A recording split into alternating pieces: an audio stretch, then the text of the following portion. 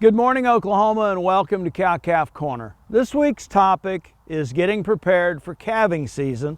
And typically when we think about that in the winter months or spring calving herds, we know we've got several issues that we deal with that maybe aren't as prevalent during warmer weather. It's not just the cold, inclement weather, potentially wet ground and snow.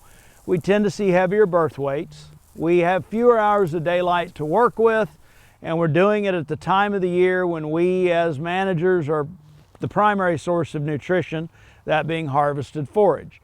So what do we do to get prepared for winter calving?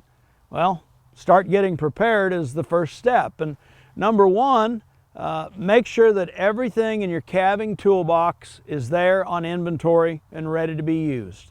We've all got to answer that question of how many things we want in that calving toolbox, but we know at the very least some OB chains, our calf puller, probably some sort of lubricant, paper towels, antiseptic, maybe even a hand towel of some sort, as well as colostrum and a tube feeder are all essentials. We've talked about those in past cow-calf corners, but we want to know that that's on hand before we are assisting that first heifer and starting to look for our OB chains at that time.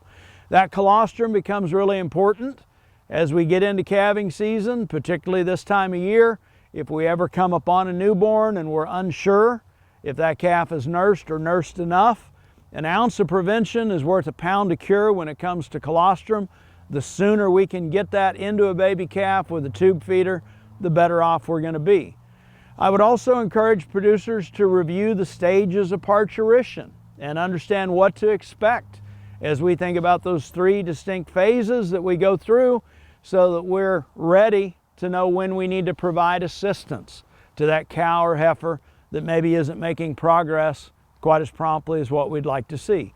And the final thought just has to do with facilities, be it our alleyways, our chutes, our calving barns, windbreaks, all those types of things having to do with beddings and just having as dry as possible an area for cows and heifers to calve. We know that this time of year, as we think about getting to temperatures below 32 degrees or potentially having cows that are wet to their skin, those nutritional requirements start to spike, and we've got to take that in consideration.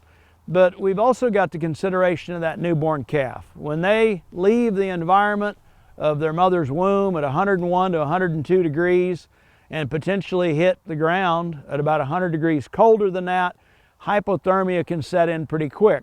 Now, baby calves are equipped with a certain amount of brown adipose tissue that is going to permit them to generate some heat. But hypothermia leads to a number of health issues for baby calves that we'd like to try to avoid: scours, naval infections, and pneumonia.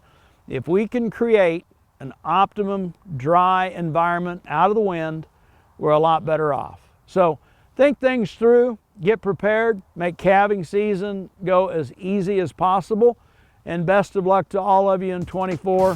Thanks for joining us on Cow-Calf Corner.